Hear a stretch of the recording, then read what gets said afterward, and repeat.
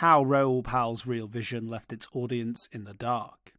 When Real Vision was founded by Raoul Pal, Grant Williams, Daniel Horner, and Remi Tetot in 2014, it promised high-quality educational content on the worlds of finance and business.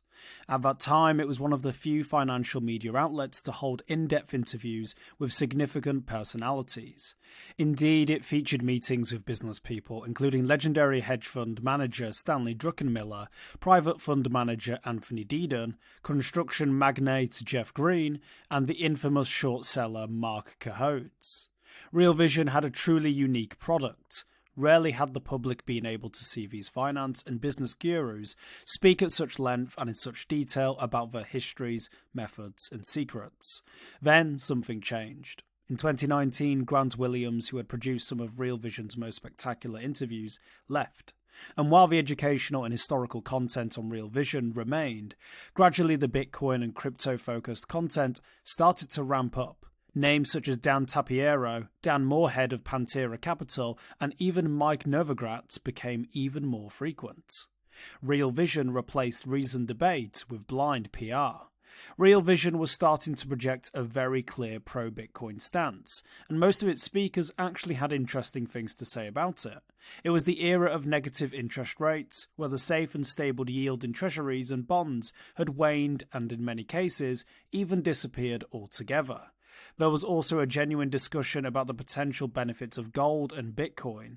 Indeed, gold had bottomed and entered a steady bull market that led it to cross the $2,000 mark the following year. However, while Real Vision's better Bitcoin discussions were a genuine effort to uncover a monetary alternative to gold, at worst, they were nothing more than PR for a couple of Bitcoin and crypto investors who were leading the Bitcoin charge. And eventually this became the prevalent approach. Fronted mainly by Pal, the outlet's Bitcoin and crypto content turned into one big promotional exercise. Indeed, in 2020, Pal launched Real Vision's dedicated crypto section, sponsored by BlockFi and Silvergate. At the time, Pal urged listeners to take part in the crypto-led digital revolution. However, both of these backers have since gone bankrupt. As Real Vision's crypto output increased, so did the crypto evangelism. Despite the occasional debate with a crypto skeptic, often featuring the successful fund manager Mike Green, the line between discussion and outright promotion was becoming increasingly blurred, as investors were given a platform to talk about and promote their products and coins.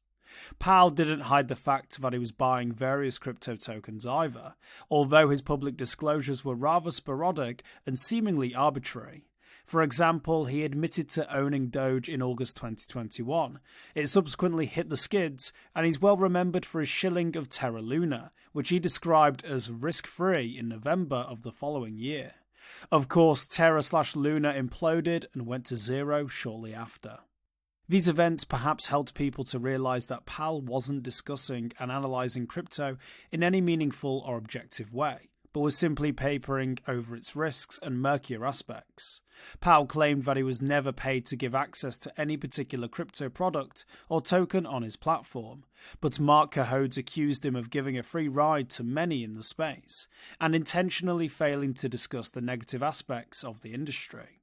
Cahodes also implied that Pal didn't allow him to debate Sam Bankman-Fried because he was aware it would have been negative. Today, Cahodes wants Pal to come clean about this type of non-critical crypto coverage. Unfortunately, it appears that Pal is still on the same bullish everything crypto script. His foreword in the book by well-known grifter and crypto shiller BitsBoy is pure crypto evangelism. He hasn't let go of buying and promoting less than buoyant digital coins either. About Solana, one of his latest investments, he says, "What if everyone is wrong?" He also says there's no reason why Ethereum shouldn't be at $10,000, and via Real Vision is actively promoting the benefits of Chili's. Pal should have done better. There are many lessons we can take from Real Vision, but the biggest is probably that everyone is better off if crypto media is critical of industry and market players. Illicit activity in the space has hurt many people, with many losing all their money. Crypto can be a dangerous game, regulation is still lacking, and enforcement is in its early innings. As such, crypto media has a responsibility to educate and explain all the risks and negative aspects of a particular product instead of promoting it blindly.